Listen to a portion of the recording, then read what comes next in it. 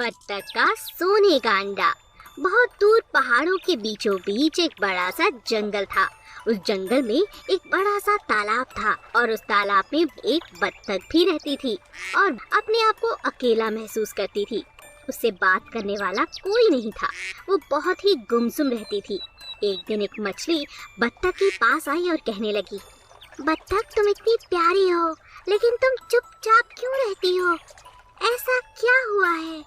मैं यहाँ पर अकेली हूँ। इस तालाब में मेरे परिवार का कोई नहीं है।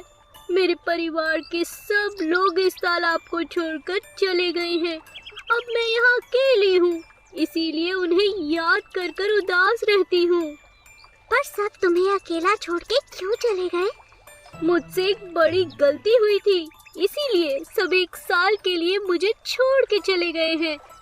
मुझे बताओ ऐसा क्या हुआ?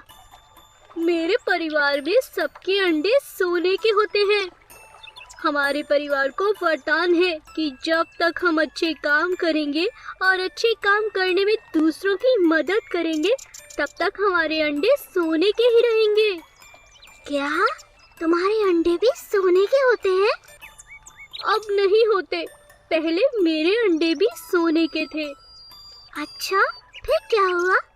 एक बार मेरी दोस्ती एक सांप से हो गई। उसने मुझे एक दिन चोरी करने के लिए प्रेरित किया और मैं उसकी बातों में आ गई। उसी दिन से मेरे अंडे सोने के नहीं रहे।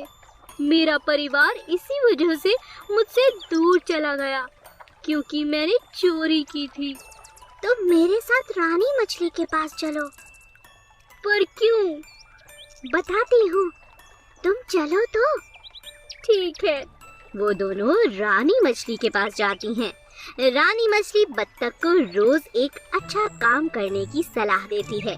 कुछ ही दिनों तक ऐसा करने पर बत्तख के अंडे फिर से सोने के हो जाते हैं। देखो बहन, मेरे अंडे फिर से सोने के हो गए। अब जल्द ही मैं अपने परिवार को मिल पाऊंगी। हाँ, और तुम्हारा परिवार अब जल्द वापस आ जाएगा। अरे वो देखो, वो सब आ रहे हैं। धन्यवाद मछली